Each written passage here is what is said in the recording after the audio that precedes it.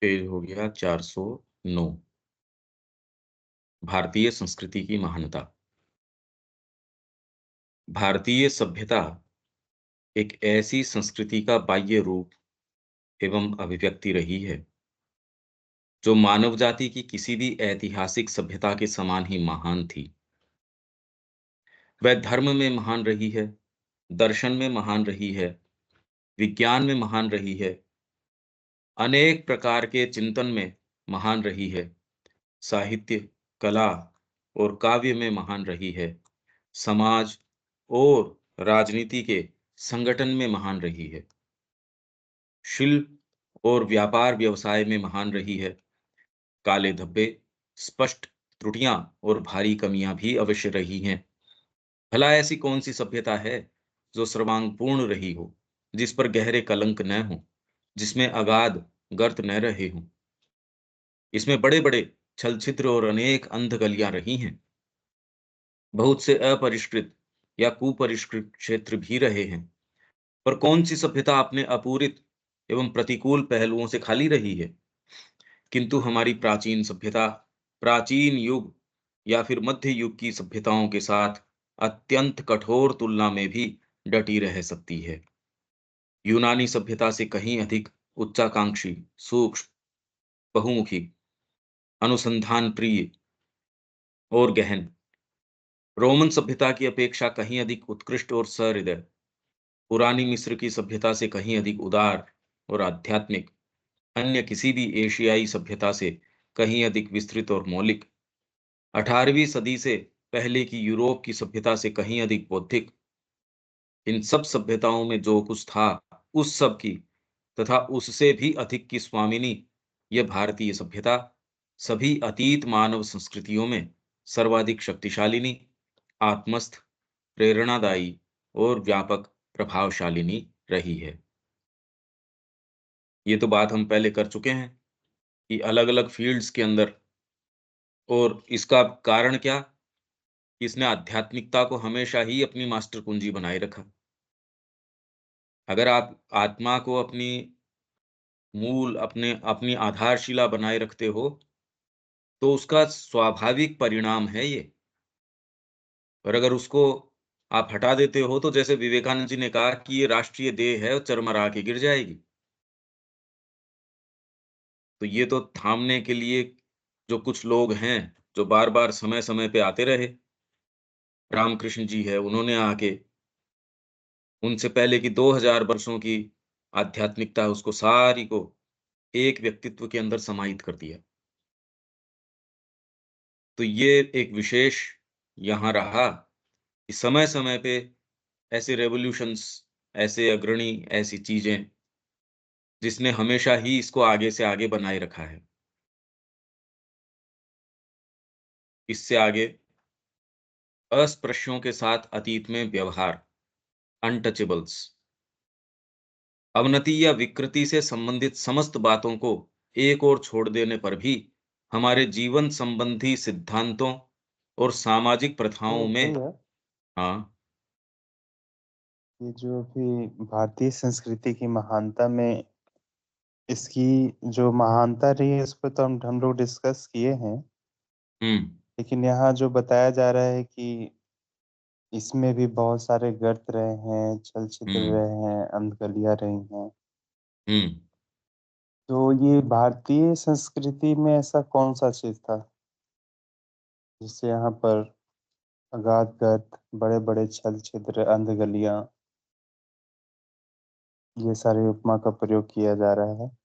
हाँ, भई इसके अंदर आप लक्ष्य एक बहुत महान रखो, पूरा उसके अंदर कर नहीं पाओ। अरे भई व्यक्ति अभीप्सा रखे, तो भी एक्चुअल में कर पाए, उसमें तो बहुत बड़ा अंतर है। जैसे अब ये अनटचेबिलिटी की और इनकी बात कर रहे हैं, हालाँकि ख़ैर ये मूल शुरू से तो नहीं, पर मानव प्रकृति तो जैसी रही है, वैसी ही रही है। वैदिक युग के अंदर भी सामान्य मानव प्रकृति तो जैसी थी, वैसी ही थी। आपने कैसे उसके साथ व्यवहार किया, वो इम्पोर्टेंट है। मानव प्रकृति तो कभी भी रूपांतरित तो एज़ सच थी नहीं। मन, प्राण, शरीर तो वैसे के वैसे ही थे। भई उसके अंदर उनको कई साधन उपलब्ध नहीं थे, आज आपको साधन उपलब्ध हैं, तो क्या कर लेते? इतना विशेष क्या कर सकते थे? विशेष बात तो ये थी कि इस प्रकृति को समझना और उसके लिए इस तरीके की व्यवस्था करना कि वो गड़बड़ करे ही नहीं। आपकी प्रकृति के अंदर कौन से भाग को कौन-सी चीज़ की आवश्यकता है, आपके वर्ण को समझ लिया, तो आपको सुविधा होगी वो काम करने के अंदर।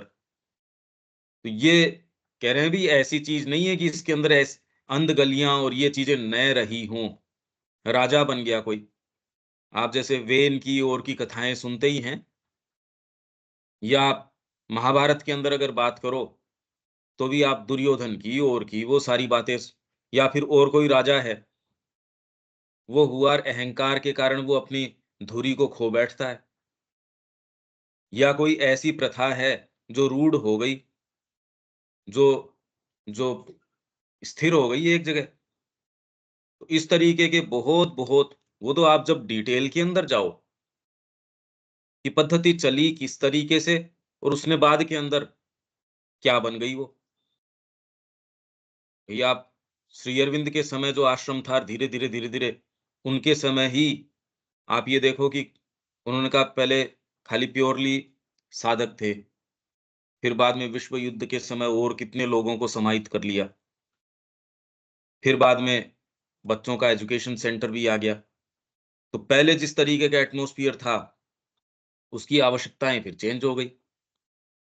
तो उसमें जो एक एक कंसंट्रेशन आप कह सकते हो, उसमें उसको थोड़ा-सा उनको लैक्स करना पड़ा, थोड़ा ढीला करना पड़ा।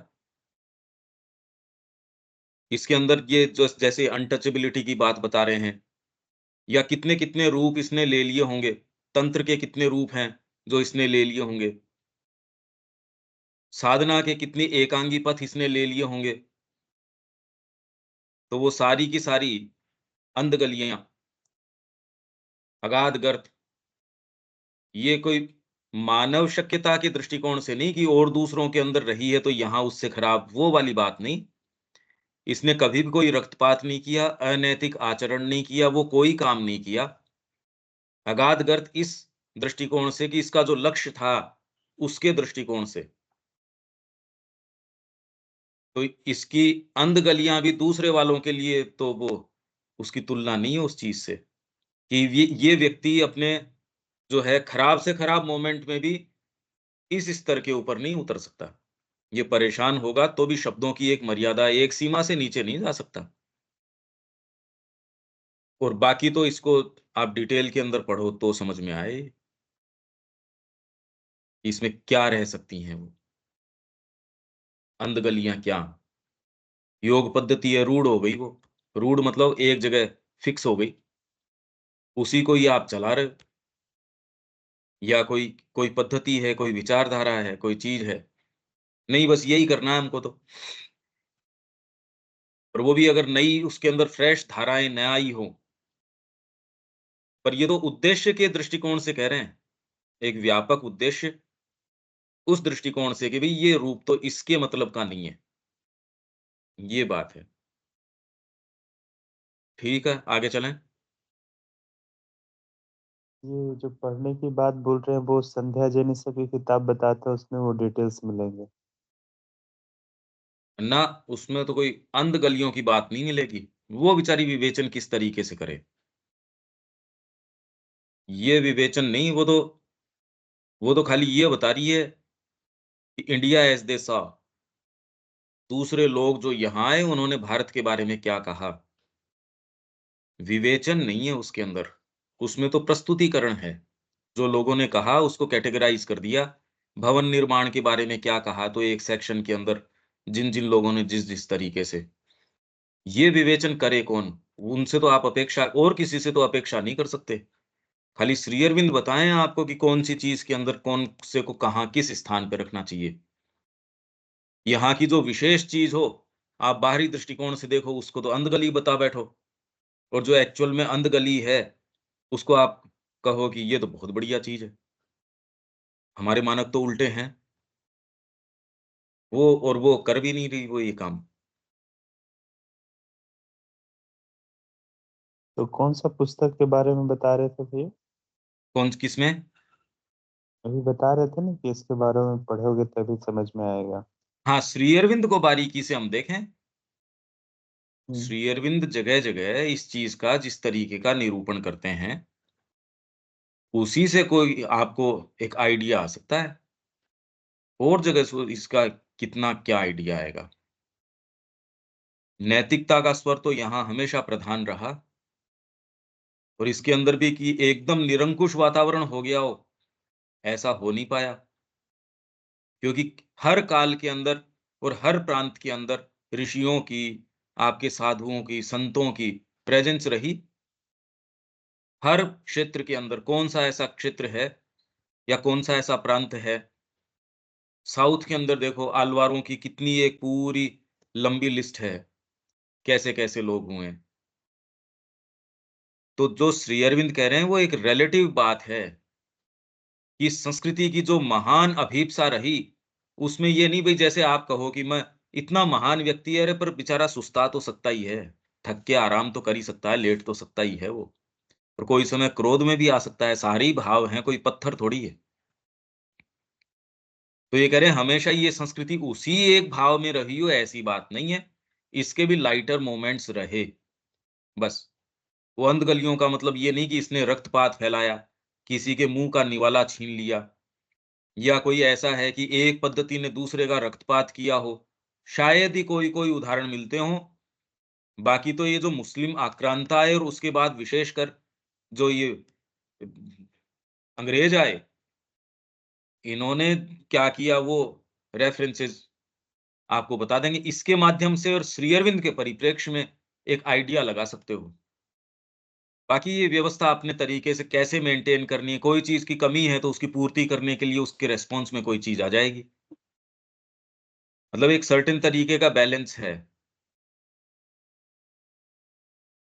इस तरीके का एक चल रहा है इसके अंदर। ठीक है भैया।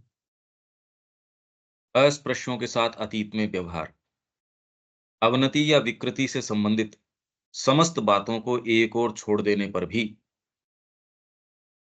भारतीय संस्कृति की, ये कह रहे हैं एक समय ऐसा है कि अवनति का समय, अगर डिक्लाइन की बात करो आप, हालांकि उसका कारण श्री अरविंद बता रहे हैं, चीजें बता रहे हैं। हमारे जीवन संबंधी सिद्धांतों और सामाजिक प्रथाओं में कुछ ऐसी चीजें हैं जो अपने आप में त्रुटिपूर्ण हैं। हालांकि बाद में ये भी इसलिए क्योंकि रूढ़ हो गई, रूढ़ मतलब ये एक जगह फिक्स हो गई, कि अब वर्तमान में भी अगर आप ये देखो, अब तो थोड़ा बहुत इसके अंदर कुछ लिबरल होने लग गए। बाकी तो अगर कुछ समय पहले चले जाओ, तो लड़कियों की शादी वही इतनी उम्र के अंदर कर देनी चाहिए, और कोई दूसरी चीज वो सोच भी नहीं सकते। शादी तो कर ही देनी चाहिए इसकी, 12 13 15 साल के अंदर शादी कर दो, या फिर जाके आप त्रिसंध्या कर लो। उसमें आध्यात्मिकता से कोई विशेष नहीं, वो नैष्ठिक एकदम अपना क्रियाकलाप कर सकता है, सुबह शाम का हवन कर सकता है, या एक समय कर सकता है, यज्ञोपवीत धारण कर सकता है, जो विधि विधान है उसका बिल्कुल ईमानदारी से पालन कर सकता है। और फिर भी हो सकता है मिथ्याभिमान से भरा हो, जिसका जो सच्ची आध्यात्मिकता है। और आज भी यही बात है, जो श्री अरविंद के जो नए दर्शन को आने के अंदर एक चीज जो इसको बहुत बड़ा प्रतिरोध करती है, वो ट्रेडिशनल स्पिरिचुअलिटी है। इसको स्वीकार नहीं करती वो। कोई भी इस पद्धति को तो स्वीकार कर ही नहीं रहे, वो कह ही नहीं रहे कि ये एक नई चीज आई है ना। अपनी बातें कर लेंगे और चीजें कर लेंगे, जगह जगह से उदाहरण दे देंगे, वेद से दे देंगे, इससे दे देंगे, अपने तरीके से दे देंगे, ये नहीं कहेंगे। हाँ, पॉलिटिकल आपके ये जो लोग हैं, ये जरूर कुछ कोई टाइम ये कह देते हैं, श्री अरविंद को कोट करते हैं। वो भी अपने सुविधाजनक तरीके से, इसलिए क्योंकि और किसी ने हिंदुत्व की और चीजों की परिकल्पना दी नहीं, तो वो इसलिए कोट करते हैं। और श्री अरविंद ऐसे हैं जो आप किसी संप्रदाय से, किसी से आप एसोसिएट कर नहीं सकते। इसलिए न आप विवेकानंद जी को एसोसिएट कर सकते इस तरीके से। श्री अरविंद को तो बिल्कुल ही नहीं कर सकते, तो इन दो को ये ज्यादा कोट करते हैं सुविधाजनक तरीके से। बाकी आध्यात्मिक व्यक्ति तो कोई विशेष इतना कोई कोट करता नहीं। जहां तक भारतीय संस्कृति की बात हो, इवन वेद के जो आपके विद्वान हैं वो भी कोई श्री अरविंद को कोट करते हों, कम ही देखा गया है। बहुत कम रेफरेंसेज ऐसे मिलते हैं, इधर उधर की बातें कर लेंगे, श्री अरविंद को कोट नहीं करते। हमारे जीवन संबंधी सिद्धांतों और सामाजिक प्रथाओं में कुछ ऐसी चीजें हैं जो अपने आप में त्रुटिपूर्ण हैं। उनमें से कुछ तो समर्थनीय भी नहीं है कि उनको आप सपोर्ट कर सको। ये तो गड़बड़ है तो है भाई, सीधी बात ये। तो उसमें अब वर्तमान में क्या करते हैं, कुछ ये कथाकार उसको उसको समर्थन सपोर्ट करने की, अरे नहीं नहीं उस समय ऐसा था, उस समय ये था। उसको न इतिहास का पता है, न उसके मूल क्या कारण था उसका सेंस है। यहाँ साफ साफ श्री अरविंद तो कोई समर्थन कर नहीं रहे, ये तो साफ साफ कह रहे हैं कि वो कोई सपोर्ट करने लायक चीज भी नहीं है। वे हमारे जातीय जीवन को दुर्बल करने वाली, हमारी सभ्यता को नीचे गिराने वाली तथा हमारी संस्कृति की प्रतिष्ठा नष्ट करने वाली हैं। इन चीजों को हमें किसी प्रकार के कुतर्क के द्वारा इनकार करके उन्हें स्वीकार करना चाहिए। इनकार न करके उन्हें स्वीकार करना चाहिए कि हाँ भी ये गड़बड़ है। कुतर्क करके नहीं नहीं ये भारतीय संस्कृति के समय उस समय इंपॉर्टेंट थी, और देखो इसके अंदर ये वाली बात है, ये करके ना वो किसी कारण से क्यों है उसको हटाओ, जिस भी कारण से है वो। हमारे अस्पृश्यों के साथ व्यवहार में हमें इसका एक ज्वलंत उदाहरण मिल सकता है। तो एक उदाहरण तो श्री अरविंद यहाँ दे ही रहे हैं। कुछ लोग ऐसे हैं जो इसे यह कहकर क्षम्य बताएंगे, परमिसिबल बताएंगे, या फिर इसको भी ठीक है ये कि भूतकाल की अवस्थाओं में इस भूल का होना अनिवार्य ही था। और कुछ ऐसे हैं जो यह युक्ति देते हैं कि उस समय जो अच्छे से अच्छा समाधान हो सकता था वह यही था, और जाति व्यवस्था को शुद्ध कैसे रख सकते थे, ये इसलिए जरूरी था। ये दलीलें कुतर्क हैं। फिर कुछ ऐसे भी हैं जो इसे उचित सिद्ध करना चाहेंगे, और चाहे किन्हीं संशोधनों के द्वारा हमारे सामाजिक समन्वय के आवश्यक अंग के रूप में इसे बनाए रखना चाहेंगे। और वो ही बनाए रखना चाहेंगे जिनके अपने जातिगत अहंकार है। इनफैक्ट अब तो पॉलिटिकल ये एजेंडा हो गया, वो कह रहे भारत बंद रखेंगे, हमको रिजर्वेशन चाहिए, हम तो बैकवर्ड क्लासेस हैं और हम बैकवर्ड ही रहेंगे। अब ये और भी जोरदार, कितना परवर्ट आप हो सकते हो, ये और भी जोरदार बात है। मतलब ये करना कि नहीं हम नहीं भई ये बैकवर्ड ही कैसे रहेंगे? आप हमेशा ही थोड़ी ये रहोगे। वो तो कहना ना हम तो हमेशा ही रहेंगे और हमको इस नाम का रिजर्वेशन चाहिए, मिलने के बाद भी चाहिए। इनका तो अब देखो कोई अंत नहीं है। पर संशोधनों के साथ तो ये अलग-अलग चीज़ें हैं, ये खाली श्री अरविंद के पर्सपेक्टिव में ही इनको आप यथास्थान रख सकते हो, नहीं तो समझ में ही नहीं आती। ये सब तर्क अत्यंत विवादास्पद हैं। इसके लिए कुछ बहाना था तो सही, पर वह इसे जारी रखने का कोई उचित कारण नहीं हो सकता। अब संकेत में श्री अरविंद ने कह दिया कि कोई बहाने से ये किसी समय रही होंगी, या मूल कोई कारण है, आपने कोई भोजन किया, उस भोजन की एनर्जी बना ली, उसके अंदर कुछ ऐसा पदार्थ है जो त्यागने का है, उसका काम हो गया शरीर के अंदर। अगर कोई बहाना रहा भी था इसका, एक ऐसा समाधान जो जाति के छठवें भाग को, 1/6 पार्ट आपके देश का स्थायी अपमान, सतत अपवित्रता, आंतर और बाह्य जीवन की अस्वच्छता और क्रूर पशुसम जीवन से ऊपर उठाने के बजाय उसे शेष जाति से अलग करके करने का दंड देता है, कोई समाधान नहीं है।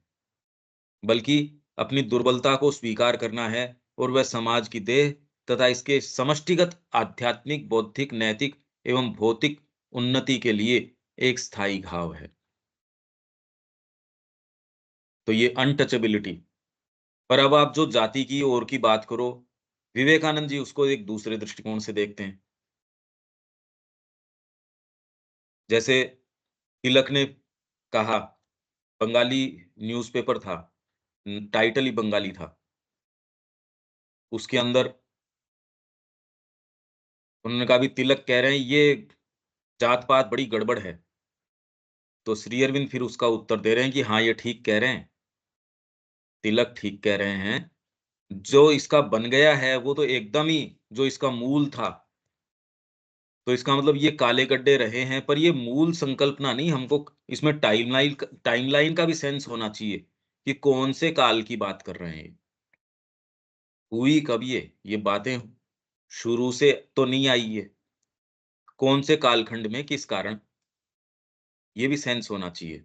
ये थोड़ी शुरू से चली आ रही है इस तरीके से।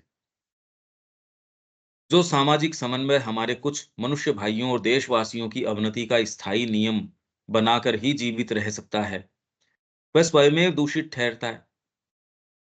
हमारे ही 1/6 पार्ट को, या जितना भी जो भी आपके ये फ्रैक्शन है,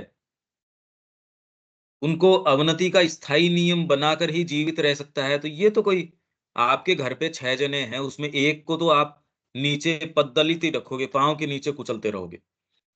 उसको कहोगे तू तो बैकवर्ड ही रहेगा, अरे कोई तो समय होता होगा, तू हमेशा कमज़ोर ही रहेगा, ये कोई बात थोड़ी हुई। वह स्वयमेव दूषित ठहरता है और क्षीण एवं अस्त-व्यस्त होना ही उसके भाग्य में बदा होता है। बुरे प्रभावों को लंबे समय दबाए रखा जा सकता है और वे कर्म के सूक्ष्मतर विधान द्वारा अनदेखे रूप में क्रिया कर सकते हैं, परंतु एक बार जब इन काले धब्बों पर सत्य का प्रकाश आ जाता है, तो उन्हें कायम रखना तो विघटन के ही बीज को बनाए रखना है और अंततः हमारी जीवित बचे रहने की संभावनाओं को ही नष्ट कर देना है। यही बात हमारे साथ लागू होती है। देश के साथ क्यों? जो चीज़ें जा चुकी, जो अब आगे आगे आने वाली मनुष्य जाति के लिए न तो इस तरीके की शिक्षा चलेगी, न इस तरीके की चिकित्सा चलेगी। भई माँ श्री अरविंद का क्या उद्देश्य है? उसके अंदर वर्तमान में आपकी जो ट्रेडिशनल स्पिरिचुअलिटी है, उसको भी आपको रीमोल्ड करना पड़ेगा माँ के प्रकाश में, श्री अरविंद के प्रकाश में। वो नहीं चल सकती। कुछ जो है एक संस्था के ऊपर ही अपने आप को केंद्रित कर देते हैं। बस यही है कुल में श्री अरविंद सोसाइटी, और यही है कुल में जो है सो। अगर आपके ये है तो वो काला धब्बा बन जाएगा। ये जो केंद्रितता है ज़बरदस्ती की है। अरे माँ का वेहिकल है, उसमें अगर आप इस तरीके से रहते हो तो वो वास्तव में उसमें प्राण रहेंगे, नहीं तो नहीं रहेंगे। खाली एक संस्थागत आप तरीके से करोगे तो और संस्थाएँ बहुत है। बस आप में बस एक पवित्रता का भाव है, पर वो आपको कितना दूर लेके जा सकता है। तो इसीलिए आप ये देखते हो कि इस बैनर के नीचे कोई अच्छा काम नहीं हो रहा।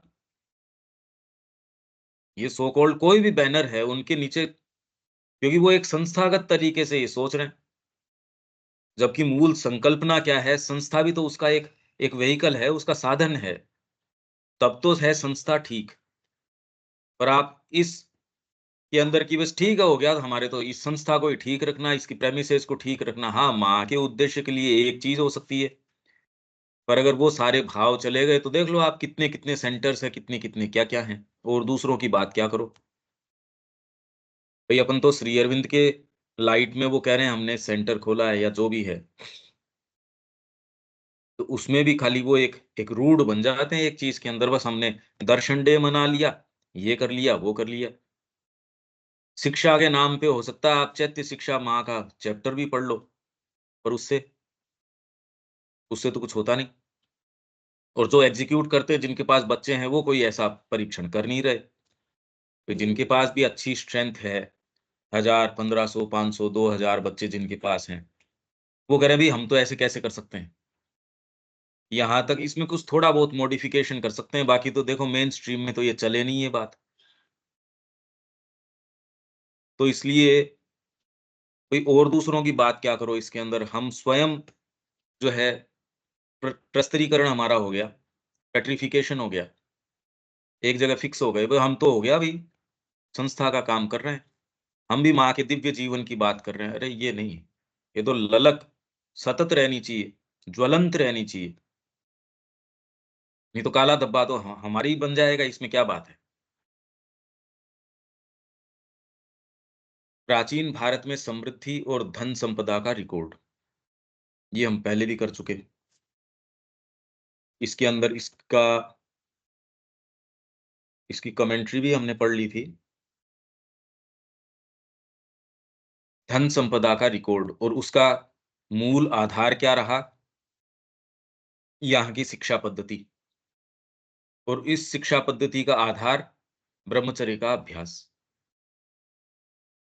मतलब ये सारी धन संपदा क्यों इकट्ठी हुई यहाँ? प्राचीन भारतीय विचार स्वीकार करता था कि भौतिक तथा आर्थिक सामर्थ्य तथा समृद्धि मानव सभ्यता के, देखिए जितने भी हैं ये थोड़े-थोड़े सिलेक्शंस हैं। एक तो मूल आप जो श्री अरबिंदो की है ना भारतीय संस्कृति के आधार, वो पूरी पढ़ लो। और अपनी जो सनातन धर्म वाली है, प्लस अपनी जो इंडियन कल्चर की जो जो भारत एवं उसकी संस्कृति की महानता, उसको थोड़ा-सा देखिए। फिर उसमें एक आइडिया आएगा कि जो जो महान कितना गंभीर प्रयास ये कर रहे थे, जितना विराट प्रयास कर रहे थे, उसके अंदर ये चीज़ें तो भई आप बहुत बड़ा कंस्ट्रक्शन लेके चल रहे हो कहीं, एक छोटे से कंस्ट्रक्शन के अंदर आप ये देखते हो कि ये कोई कॉम्प्लेक्स या कोई चीज़ कर रहे हो तो उसमें कोई आपके किसी मज़दूर के चोट लग गई, कभी कोई मशीन टूट गई, कभी कुछ हो गया, ये छुट-पुट तो आप विराट प्रयास तो देखो, उसके सामने ये कोई चीज़ें है ही नहीं। और जिनको दुर्भावना है इसके प्रति या जिनके अपने निहित उद्देश्य हैं, वो इन चीज़ों को इतना सुपरलेटिव टर्म्स के अंदर, अरे भई जाना है, चले जाना चाहिए, बिल्कुल, इसकी दलील नहीं दे रहा।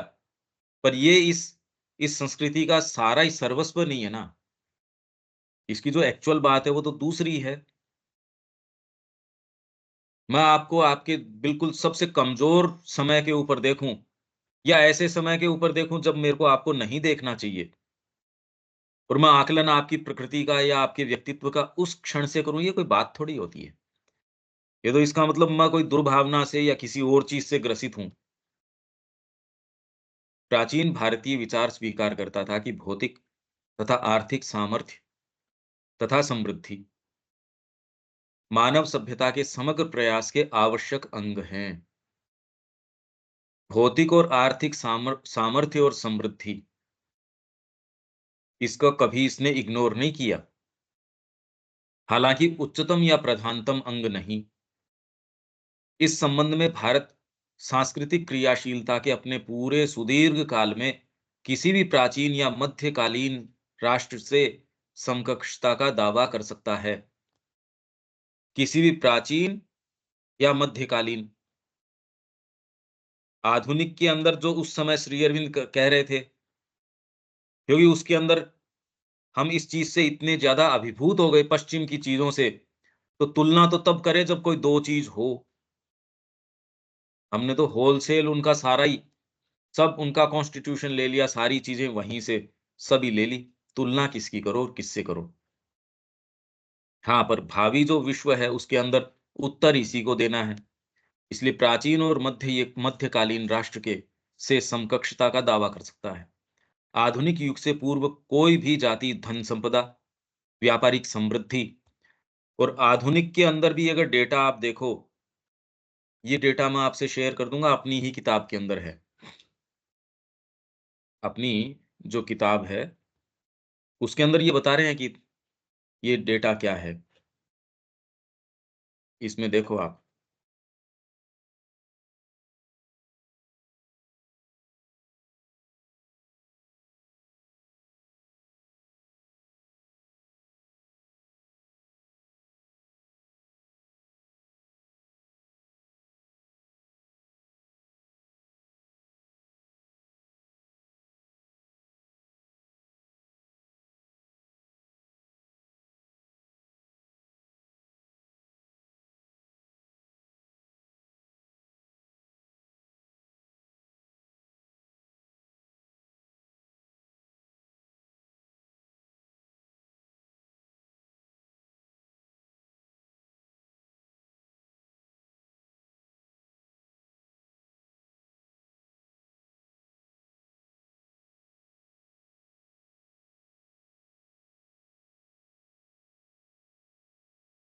एक्चुअल में मेरी किताब अभी हाथ में नहीं है।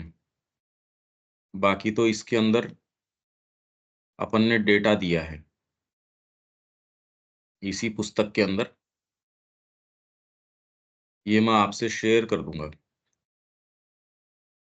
कि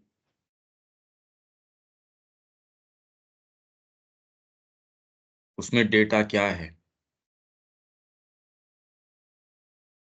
ये कोई बहुत लंबे पीछे की समय की बात नहीं है, बहुत रिसेंट ही बात है ये तो, कि जीडीपी जो है यहाँ की, विश्व उत्पादन का कितना भाग भारत का रहा।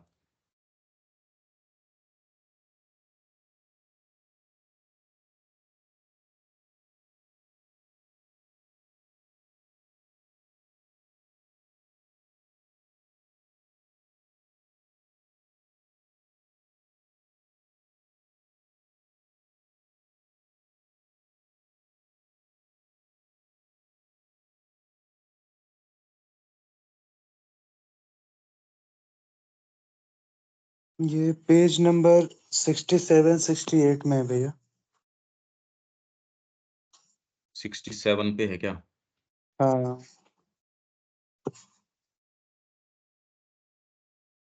और बाकी जो ये पेज में जो पलट रहा हूँ, इसके ऊपर भी इस संस्कृति की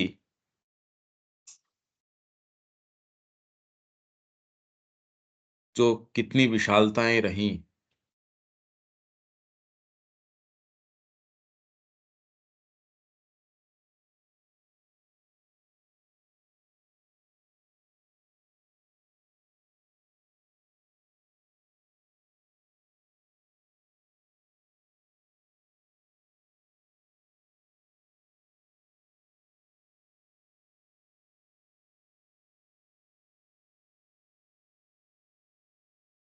हाँ, ये इसके अंदर कुछ तो हैं। ये यहाँ से अभी आप ये देखो, तो ये यहाँ से इस संबंध में अनेकानेक, भाई मैं यहाँ से पढ़ देता हूँ तो आपको एक आइडिया आ जाएगा, क्योंकि हम इसकी महानता की समृद्धि की बात करते हैं, तो मैं यहीं से पढ़ ही देता हूँ। प्राचीन भारत में समृद्धि और धन संपदा का रिकॉर्ड। तो इसमें वर्तमान प्रसंग को समुचित रूप से समझने के लिए आवश्यक है कि हम इस अभियोग को उसके सकारात्मक और नकारात्मक दोनों ही पक्षों से समझने का प्रयास करें। इसमें अभियोग रिकॉर्ड का नहीं है, अभियोग ये है कि भारत की जो संस्कृति है, वो आपको एक्टिव लाइफ से अलग लेके चली जाती है। इस जीवन को कोई महत्व नहीं देती, और वो परे के जीवनों को, कि भई इस जन्म में तो क्या करना है आपको, आप तो अपने सुकृत इकट्ठे करो, ये करो। और आजकल भी ये इतने दकियानूसी तरीके के विचार, या आपके जो कई आचार्य वगैरह हैं, ये बोलते हैं, ये भ्रमित करने वाली बातें हैं। ये बहुत ज़्यादा भ्रमित करने वाली बातें हैं, और इसी को अभियोग बना के, पर अब इनको आप भारतीय संस्कृति का मुखबिर कैसे मान लेते हो? ये जो है, ये तो कोई भारतीय संस्कृति जानते नहीं। तो सबसे पहले तो ये कहना कि भारतीय दर्शन का संपूर्ण स्वरूप ऐसा है कि वह जीवन की क्रियात्मक शक्ति को हतोत्साहित करता है, ये अभियोग है। ये आर्चर ने लगाया था। सांसारिकता और व्यक्तिगत इच्छा शक्ति की अवहेलना कर वैराग्य और निष्कर्मण्यता पर बल देता है। यदि सत्य होता, जिसे कि श्री अरविंद ने अपने उत्तर में पूरी तरह निराधार सिद्ध कर दिया है। ये अपनी कमेंट्री है। और अधिकाधिक उपलब्ध होते साक्ष्य जिसका संपूर्ण उन्मूलन कर देते हैं, तब तो ये एक बड़ी ही विचित्र बात होती कि जो संस्कृति भौतिक जीवन से किसी प्रकार का सरोकार नहीं रखती और जीवन से यथाशीघ्र पलायन की वृत्ति पर ही बल देती है, आखिर वह आंतरिक ही नहीं, भौतिक समृद्धियों और विपुलताओं की अतुलनीय उपलब्धियां कैसे प्राप्त कर सकती है? भाई, जिसने इस भौतिक जीवन को अवहेलना कर दी, लात मार दी उसके, फिर भी हर फील्ड के अंदर ये टॉप मोस्ट कैसे? तो ये तो विचार तो करना ही पड़ेगा। और इसमें ये भी नहीं, क्योंकि उनको तो डेटा ही समझ में आता है कि भाई ये रहा डेटा आपका। भौतिक जगत की सर्वथा अवहेलना कर भी किसी ऐसी संस्कृति से जो एकमात्र भौतिक जगत से मिलने वाले लाभों को ध्यान में रखकर उसके अधिकतम विकास पर ही अपना ध्यान केंद्रित रखती है, मात्रा, गुण और उच्चता के दृष्टिकोण से कहीं अधिक विशाल और अतुलनीय उपलब्धियां प्राप्त करना किसी प्रकार की हीनता का नहीं, अपितु इस संस्कृति की अद्वितीय महानता का ही परिचायक है। आंतरिक और आध्यात्मिक क्षेत्रों की तो बात ही क्या, जीवन के बाहरी क्षेत्रों में भी इस संस्कृति की उपलब्धियां अप्रतिम रही हैं, मतलब अनपैरेलल्ड, और कोई दूसरा इसके रहा ही नहीं समकक्ष। शुल्ब सूत्रों के काल 800 ईसा पूर्व, 800 ईसा पूर्व की बात है से ही यहाँ गणित की सुदृढ़ परंपरा चली आ रही है, और कदाचित ही इससे कोई अनभिज्ञ हो कि भारत ने ही विश्व को शून्य प्रदान किया, जो कि विश्व के अब तक के सर्वाधिक महत्वपूर्ण आविष्कारों में से एक है। तो ये वॉइड में से थोड़ी पैदा हो गया। आपका इससे क्या होता है, ये उनसे पूछो जिनके ये काम आता है कि इसके बिना चलेगा क्या काम उनका। ये आपको इसका सेंस नहीं है, तो इसका मतलब इसकी उपयोगिता आप थोड़ी डिसाइड करोगे। आज की गणित के जटिलतम नियम भी हमें वैदिक गणित में सूत्रबद्ध मिलते हैं। ये वैचारिक जो उपलब्धियां उनकी बात, और फिर बाद के अंदर आपके जो आर्थिक उपलब्धियां हैं उनकी भी बात करेंगे अभी, जो कि तभी से भारत में चली आ रही हैं, जब विश्व में गणित का उदय भी नहीं हुआ था। दशमलव पद्धति, जिसे कि हिंदू अरबी अंक प्रणाली भी कहते हैं, का आविष्कार भी भारत में ही हुआ, जिसमें कि अंक के स्थान के आधार पर उसका मूल्य होता है। इस भारतीय अंक प्रणाली के बिना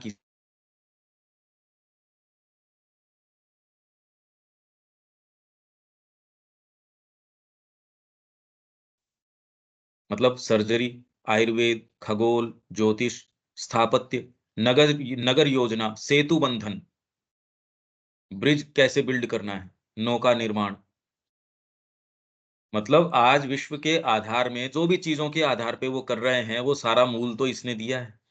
और ऐसे ही अन्य अनेकानेक क्षेत्र हैं जिनमें कि भारतीय संस्कृति विश्व में अन्यत्र इन विषयों का पहले पहल कोई ज्ञान होता, उससे बहुत पहले से ही अत्यंत विकसित थी। भौतिक रूप से अत्यंत समुन्नत होने के कारण ही विश्व भर से लोग यहाँ व्यापार करना चाहते थे। परंतु जब इन सब तथ्यों को अनदेखा कर इस संस्कृति का कोई आलोचक नकारात्मक दृष्टिकोण से इस भूमि को बर्बर, असभ्य और निर्धन सिद्ध करना चाहता है, तो कदाचित वह इस तथ्य को अनदेखा कर देता है कि आखिर मुस्लिम और यूरोपीय आक्रांता ऐसे असभ्य स्थान पर आने को इतने लालाई थी क्यों थे। इतना ये असभ्य और इतना बर्बर स्थान था, तो भाग-भाग के शॉर्टेस्ट रूट ऐसे स्थान का क्यों खोज रहे थे भई? छोड़ दो उसको। और क्यों उनके द्वारा भारत तक पहुँचने के छोटे समुद्री मार्गों की खोज की जा रही थी, ताकि यात्रा का यथासंभव समय कम किया जा सके। इन आक्रांताओं द्वारा की गई भारत की संपदा की लूट-पाट और उसके विनाश का जो प्रचुर ऐतिहासिक ब्यौरा मिलता है, अब तो खूब उपलब्ध है। अब तो पश्चिम खुद मानता है इसको। पश्चिम ये नहीं, उसके जो मूवीज़ वगैरह बनाता है, चीज़ें, उसमें काफ़ी उसके बहुत डिसेंसी है पहले से तो। उससे असंदिग्ध रूप से इस संस्कृति की अकल्पनीय विपुलता प्रमाणित होती है।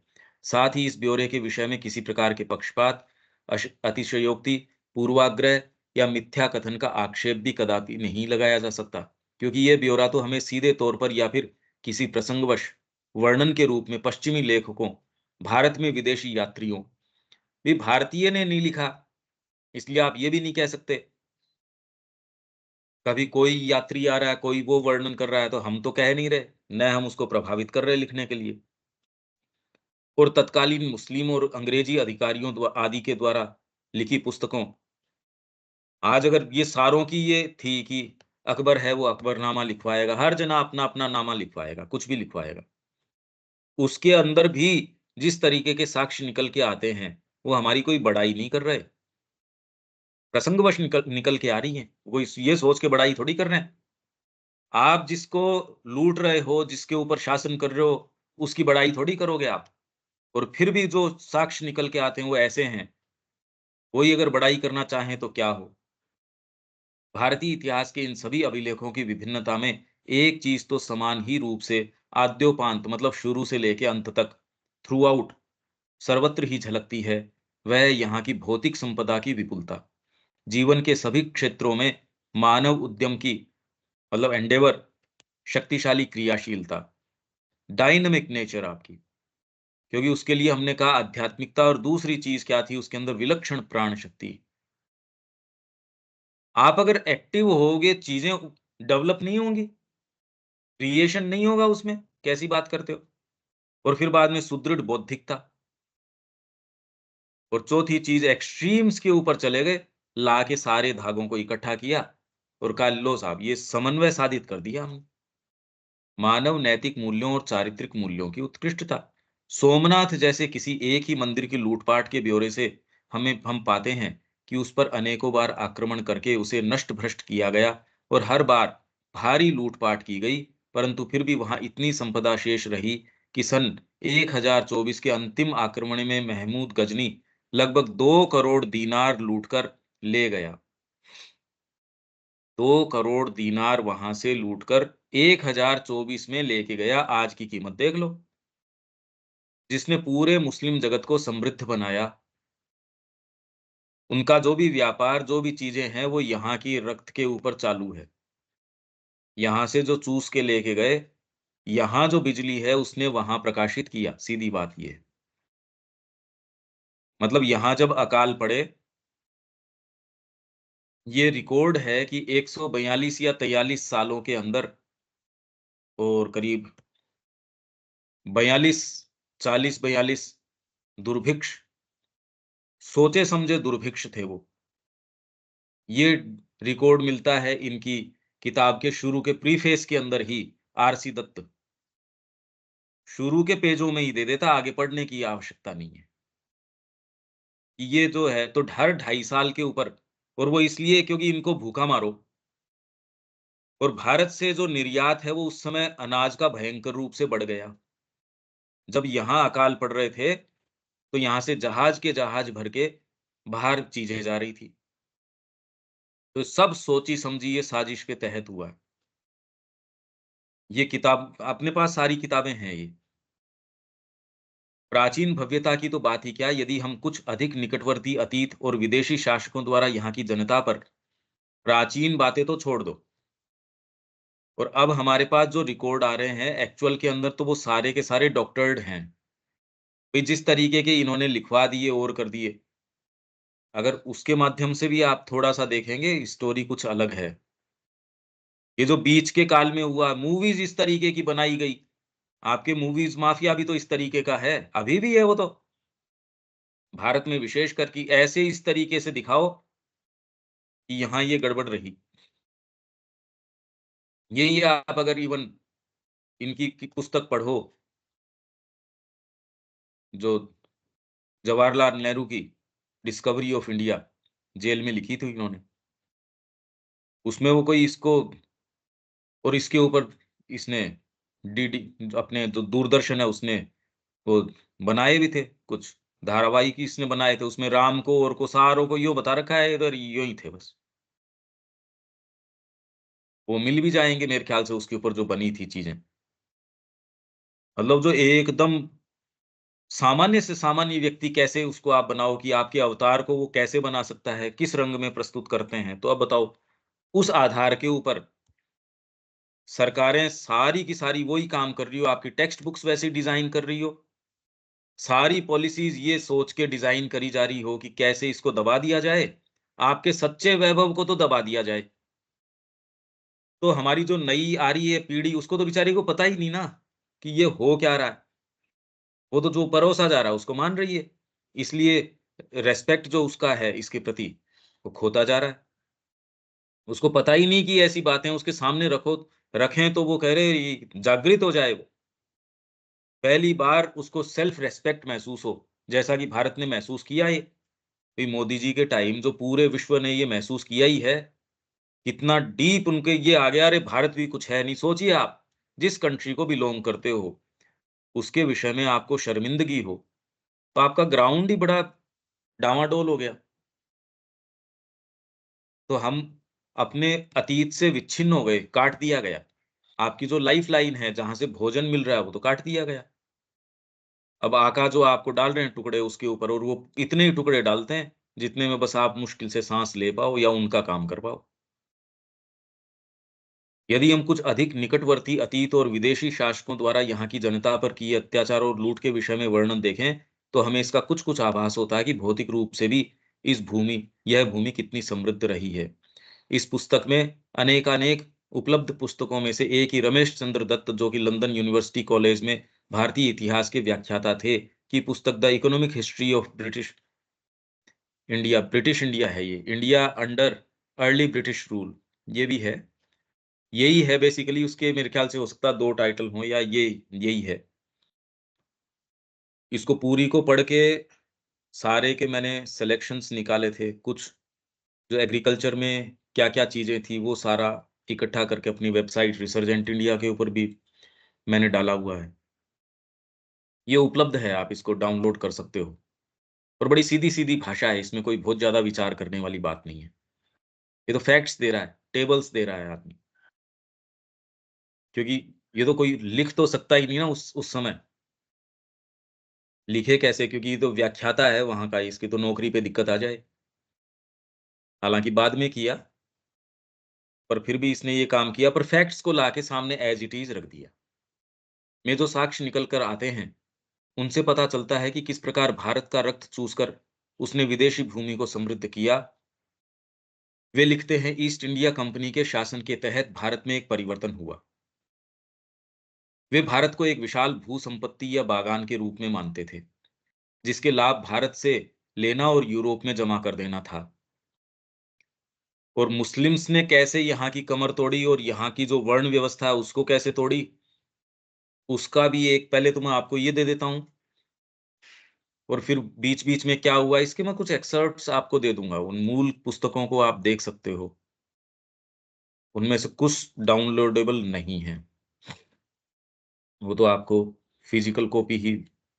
उन्होंने एक धनप्रद कैरियर तलाश रहे अपने खुद के नामितों के लिए भारत में सभी उच्च नियुक्तियों को आरक्षित किया। उच्च जो नियुक्तियाँ हैं, उसमें अपने ही कारिंदे जो हैं वहाँ स्थापित कर दिए। उन्होंने भारत के राजस्व से अपना माल खरीदा।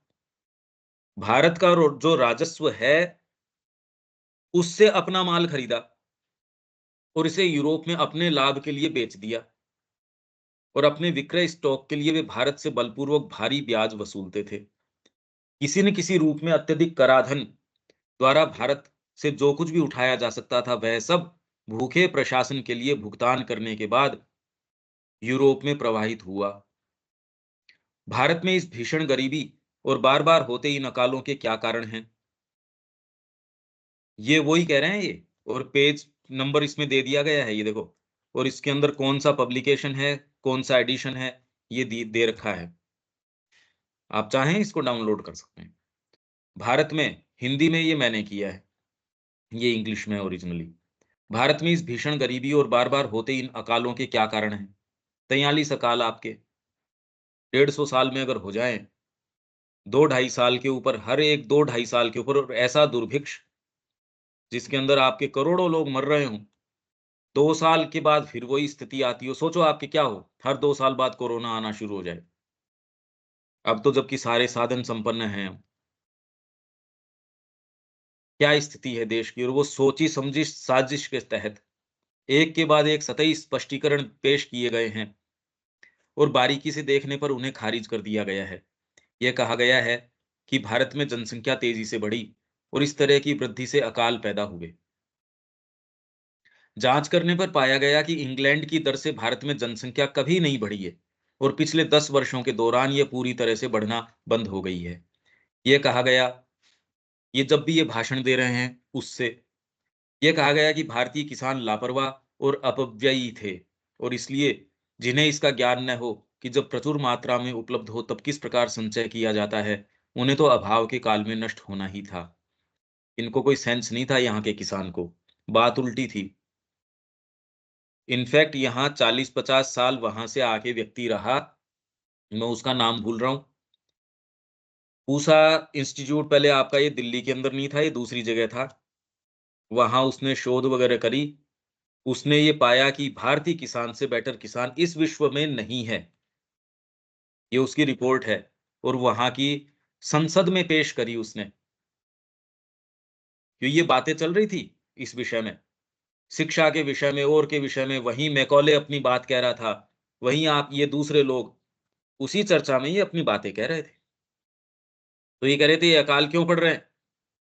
तो उसमें मुद्दा ये आया है कि वहाँ का किसान जो है, उसको संचय नहीं करना आता।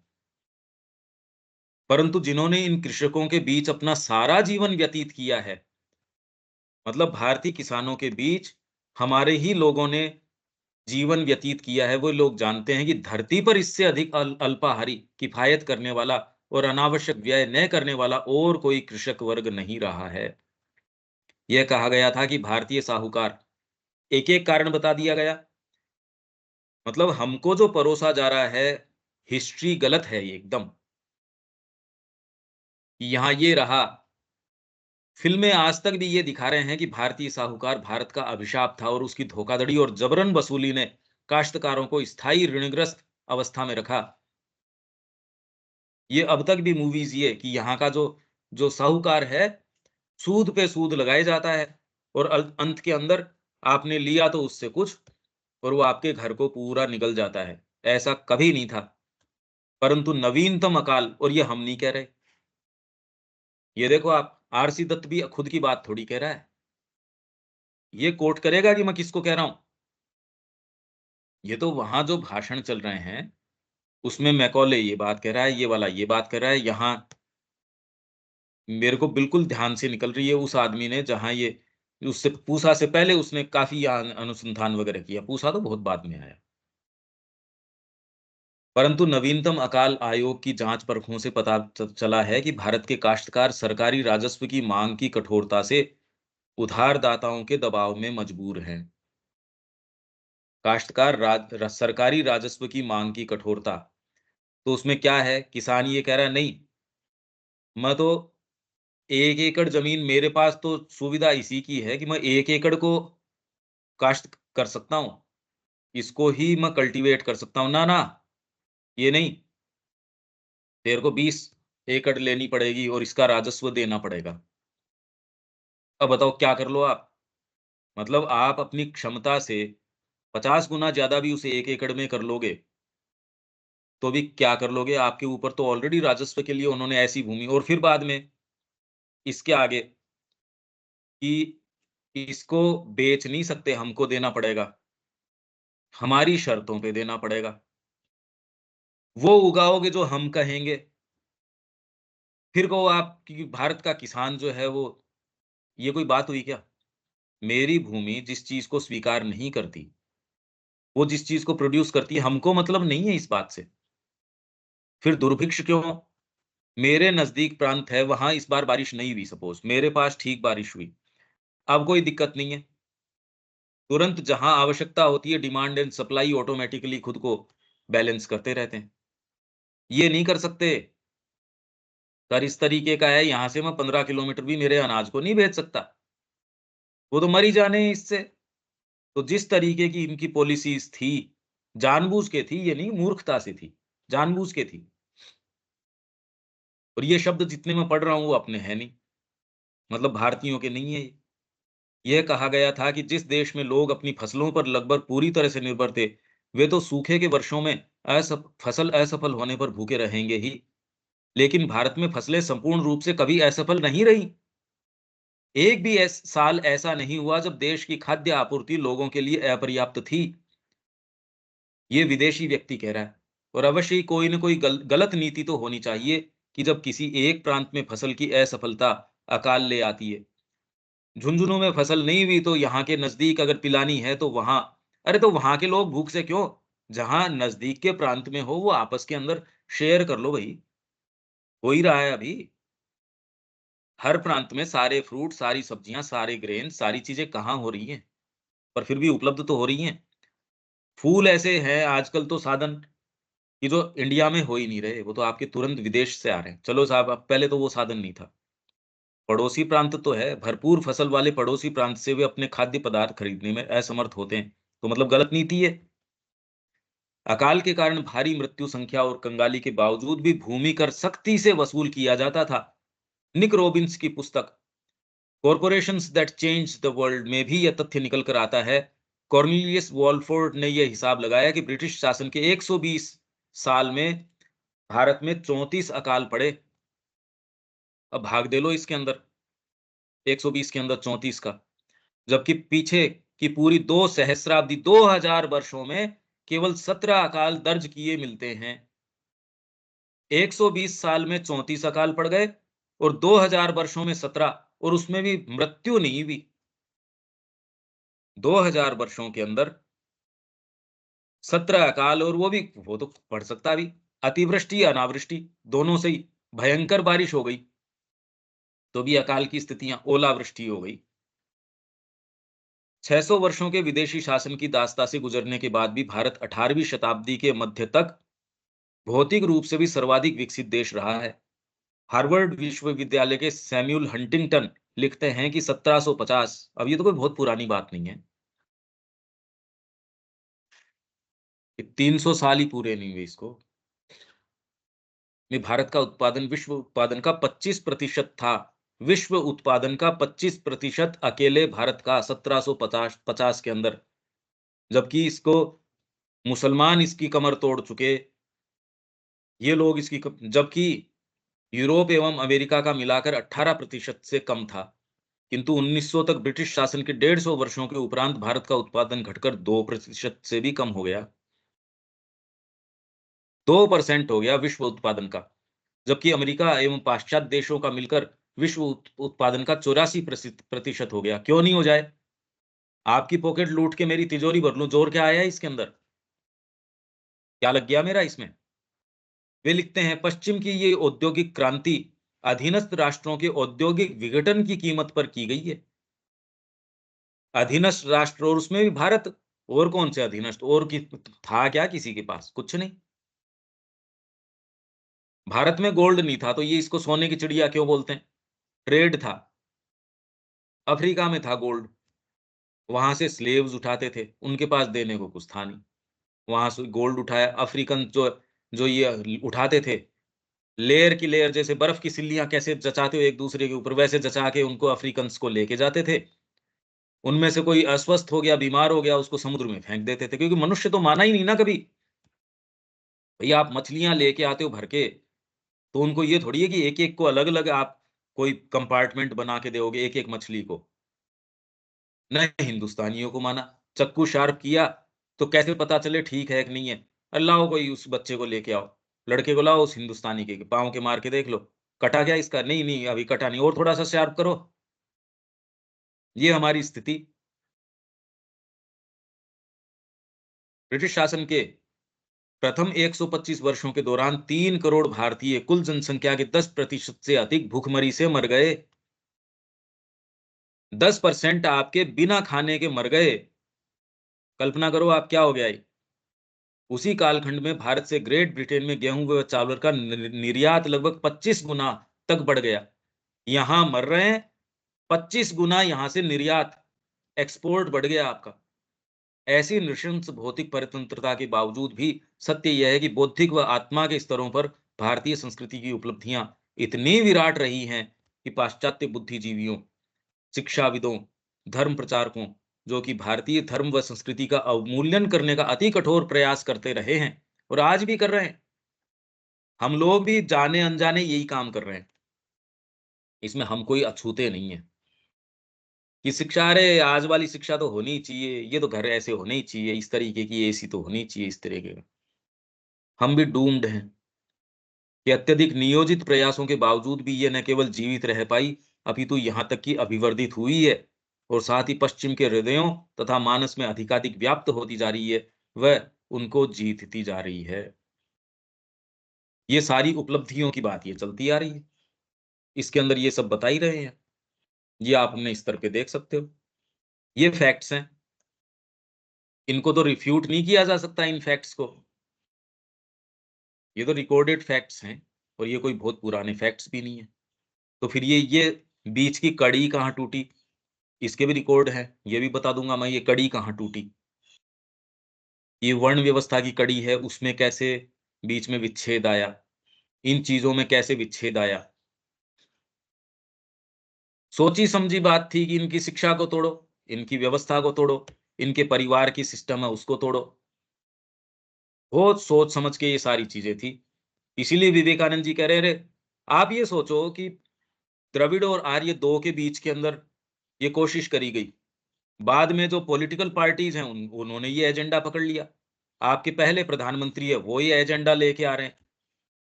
आपको विदेशी की आवश्यकता क्या है कि विदेश करे ये काम? हमारे खुद के लोग ही बड़े प्रेम से कर रहे हैं। सारी शिक्षा संस्थाएँ सब टोटल यही काम कर रही हैं। फिर गई इसमें भारतीय संस्कृति पूरे विश्व में परचम लहरा देगी। हमारे कारण तो नहीं लहराएगी। उसके अंदर अपनी जीवंतता है, उसके कारण ज़रूर लहरा देगी, उसमें तो कोई शक नहीं है। यहाँ विराम हमको देना पड़ेगा। कल क्लास नहीं होगी, कल मैं यहाँ नहीं रहूँगा, जयपुर में हूँगा। 9 से 11, शाम को 3 से 5। आप जुड़ना चाहें, तो आप जुड़ सकते हैं। लिंक कौन सा होगा भैया? इसी में जोड़ देंगे। ठीक है। उसमें मातृवाणी जो अपनी माताजी साहित्य संचयन है और उसमें कौन-कौन से टॉपिक्स हैं, वो मैं आपसे शेयर कर दूँगा। टाइटल्स शेयर कर दूँगा, उसके पेज नंबर शेयर कर दूँगा। अब ये फैक्ट्स हैं देखो अपने सामने। देविका जी कोई बात है?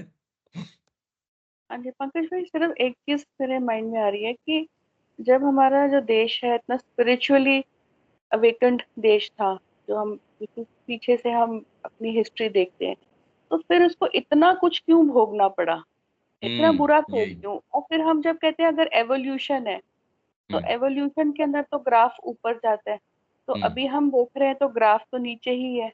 हाँ, लगता तो यही है तो कि फिर इससे नीचे तो इसको और क्या जा सकता है।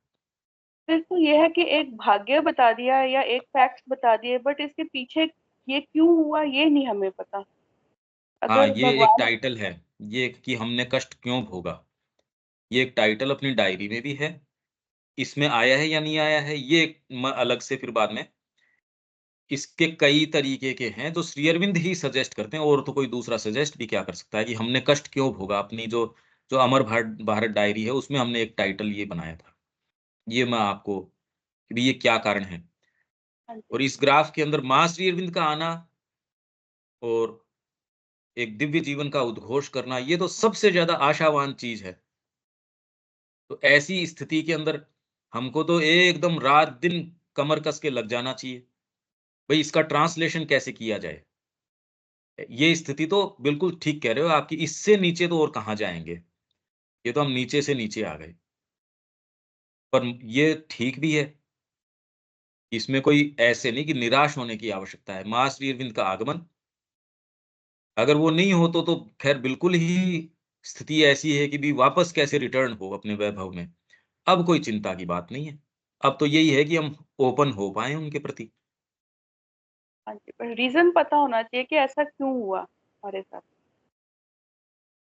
पहले भी बीच-बीच के वाकई अंदर युग चक्र की भी मैंने बात करी थी। उसमें आक्रमण क्यों हुए हमारे ऊपर? ये इसमें सनातन धर्म वाली में जो पॉलिटिक्स वाला है सेक्शन, लास्ट में है वो। उसमें ये रीज़न और इसमें भी ये दिया गया है। मैं आपसे ये डेफ़िनेटली ये प्रश्न है, इसको नोट कर लो अपन, इसको इसको टैकल करेंगे हाँ जी, कि ये सारे फैक्ट्स आने चाहिए और ये आपको फिर बाद में क्योंकि भई वैचारिक बातें तो एक चीज़ है, पर ये तो फैक्ट्स हैं, इसको तो रिफ्यूट कर ही नहीं सकते। ये तो फैक्ट्स खड़े हैं एकदम सामने। जो आज अपन ने पढ़ा है, वो फैक्ट्स तो हैं ही। तो विश्व अपने को बहुत मॉडर्न या ये बताता, आप कह रहे हैं मेरे पैसे से नाच रहा है यार तू, मालिक तो मैं हूँ। भई आप कोई शादी है ऑर्गेनाइज़ कर रहे हो, स्टॉल के ऊपर जो आदमी है, आप जाके आपने ही आपकी सॉरी सारी स्टॉल्स हैं, सारी आपने वहाँ लगा रखी है। भाई साहब आपने इतना खा लिया, यार पैसा मैं दे रहा हूँ इस सारे आयोजन का, बात क्या कर रहा है तू? तो दुनिया आज जितनी भी बात करती है, मैं ये कर लिया और मैंने ये इतने जितने ये दुंदुभियाँ बजाती है, अपनी ट्रम्पेट्स बजा रही है, आपके पैसों से बजा रही है। जब ये सेंस आ जाए तो फिर आप बात ही क्या है, अरे मैं मालिक हूँ इसका। अभी तो कोई भी आपको धुतकार देता चल यहाँ से।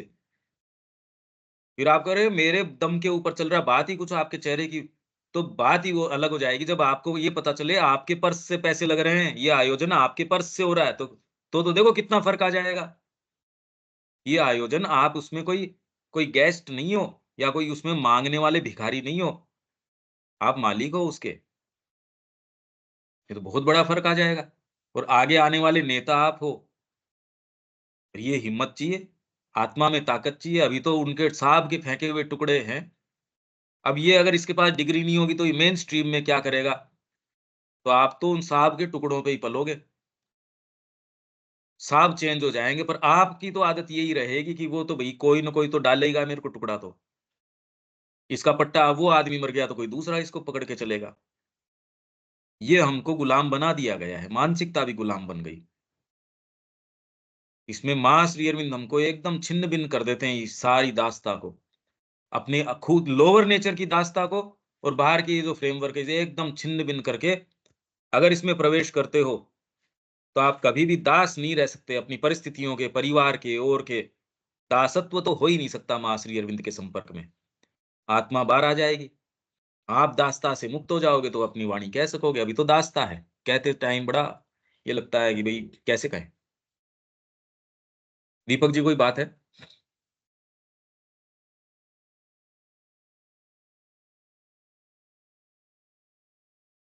हेलो,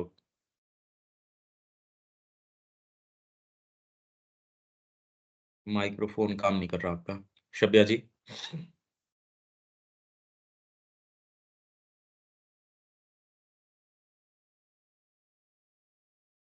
नहीं भैया।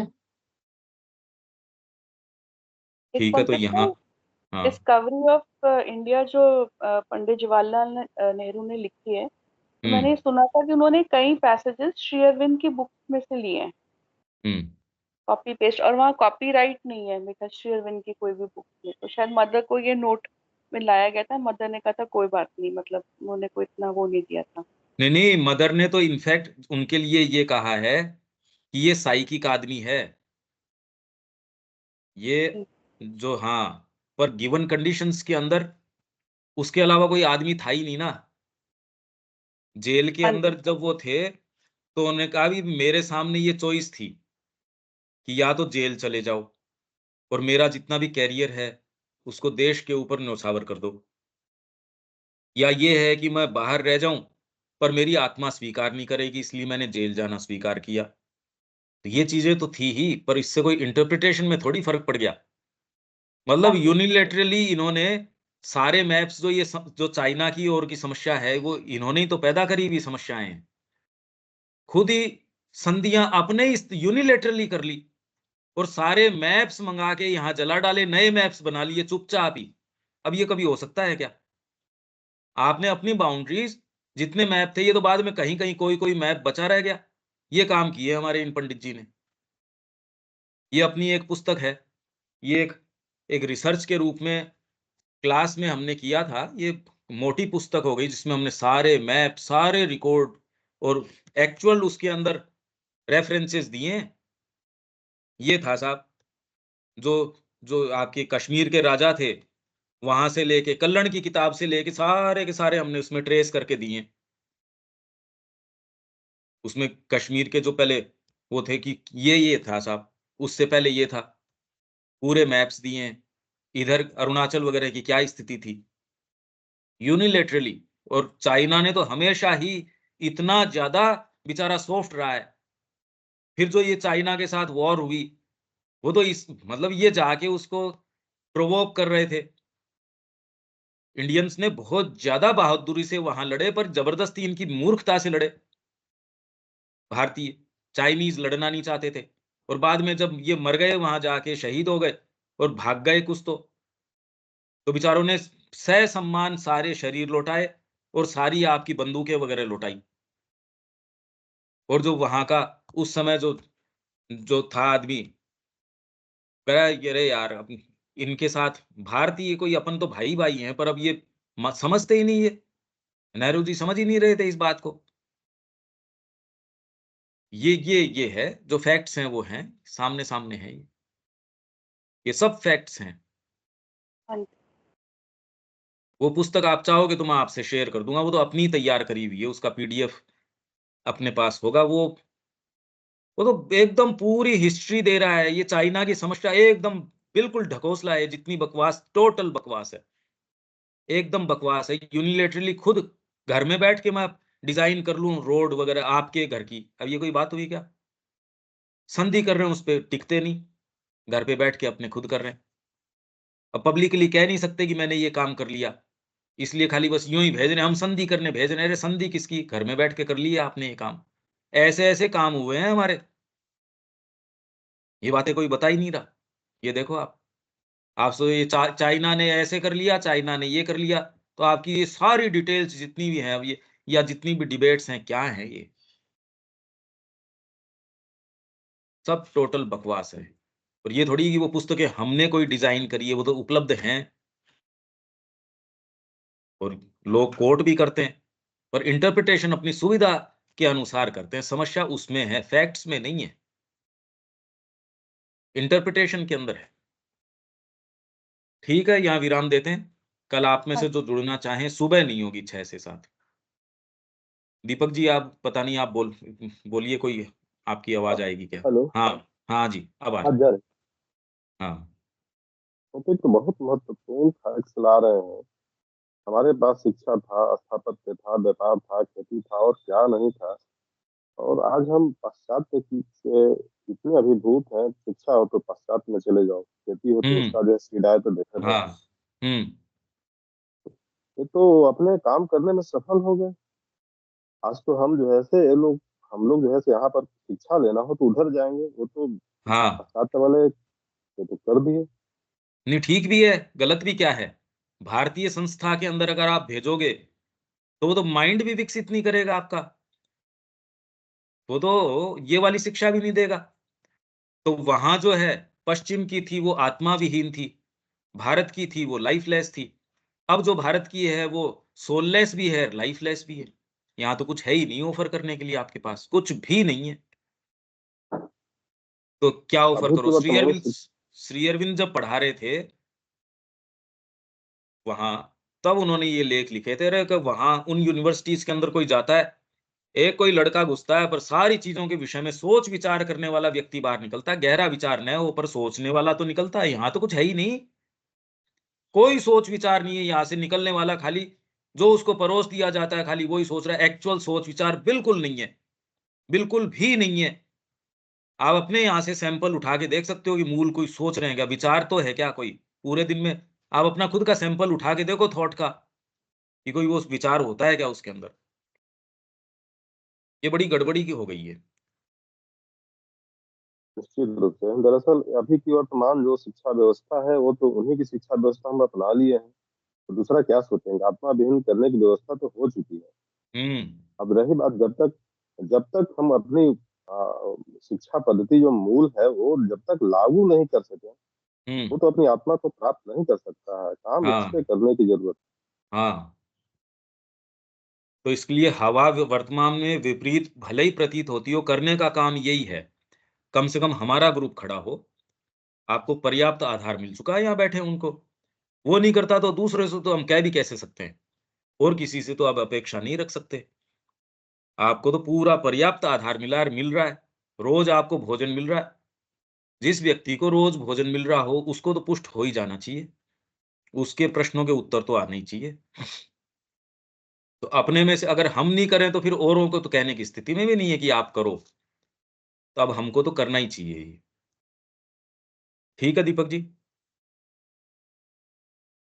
जी ठीक है, डिटेल पढ़ने की आवश्यकता है। हाँ, बिल्कुल। मैं और जो ये नाम दे रहा हूँ और दे रहा हूँ, ये आप अपने स्तर के ऊपर नहीं डाउनलोड कर पाते तो मेरे को बताना। कुछ हैं जी जो इसमें डाउनलोडेबल नहीं हैं, हैं तो पर वो चार्जेबल होंगी, खरीदना पड़ेगा उनको।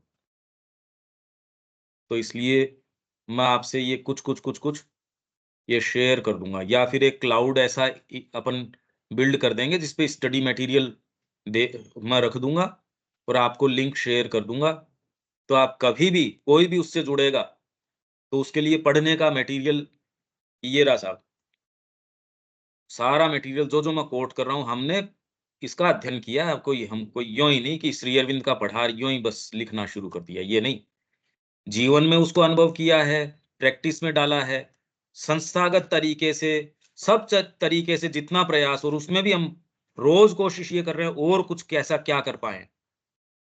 तो आप सारे अपने अपने समय पे आओ, तैयारी करो, यहाँ रुको, और आगे का मार्ग क्या होना चाहिए, किस तरीके से अपन एकजुट काम करें, चर्चा इसकी होनी चाहिए। ठीक है, यहाँ विराम दें, यहाँ रोकते हैं। जी। जय श्री मां। जय जय श्री श्री राम।